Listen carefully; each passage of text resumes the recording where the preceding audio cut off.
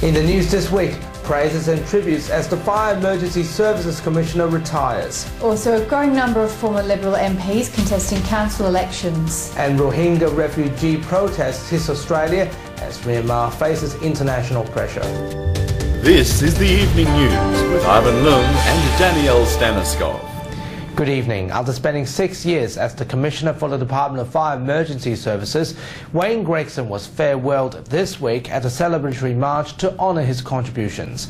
Our reporter Elise Simic looks back over his remarkable career. An official transfer of command ceremony took place to farewell Department of Fire and Emergency Services Commissioner Wayne Gregson and welcomed Darren Clem to the role. Mr Gregson joined the Fire and Emergency Services Authority in 2011 after serving the WA Police Force for 31 years, where he rose to Assistant Commissioner. Took over what was effectively an organisation that had failed, and he has changed the culture, the structure, the interrelationship, but most importantly he has transformed the technology and skills and capacity within Department of Fire and Emergency Services. The outgoing Defence Commissioner is highly regarded among government agencies and the wider community, with Singapore's Civil Defence Chief praising his achievements. Wayne come across as a very humble leader, and I think that's a very important attribute. He knows where to head and he knows how he wants to develop the organisation. Defence Assistant Commissioner Darren Clem will be taking over the role on Monday. It will be the first time in 20 years a firefighter has become the Commissioner. Elise Simic for WAMN News. With the local government election just weeks away, former State Liberal Party MPs and ministers are taking part in the race.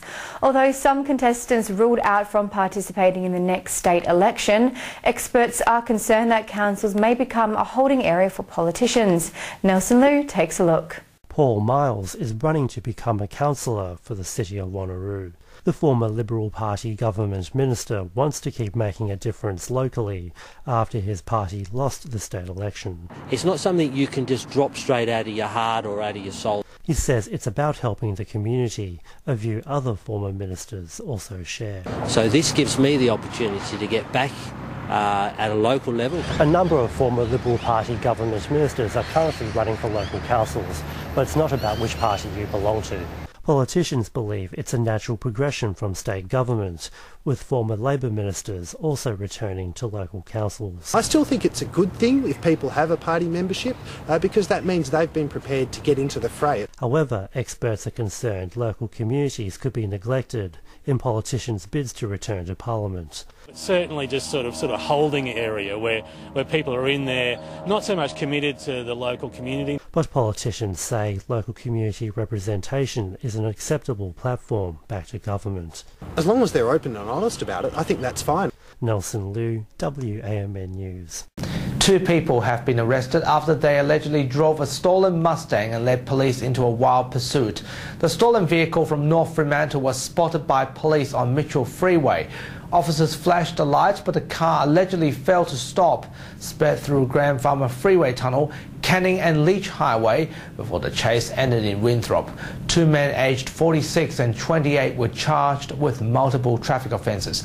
They faced court later this week. The state government has just announced a $250,000 grant as part of their youth engagement scheme to help at-risk youth better connect with their community. The grant will be used to set up projects using sport and recreation to target disengaged youth living in lower socio-economic areas throughout Western Australia. Service providers believe these programs will help at-risk youth build their self-esteem and confidence. They've never been given the opportunity to be part of a team or to work together with other young people, and given those opportunities to learn new skills and to be able to make new friendship groups and things like that. So giving sport and rec opportunities for their capacity building and to build some self-esteem and confidence would be fabulous. Police are appealing to the public for information on a robbery which happened on the 8th of August this year. At approximately 8:45 p.m, the 36-year-old victim was robbed as he was waiting to be picked up on Belvedere Street in Belmont near Belvedere Bar and Bistro.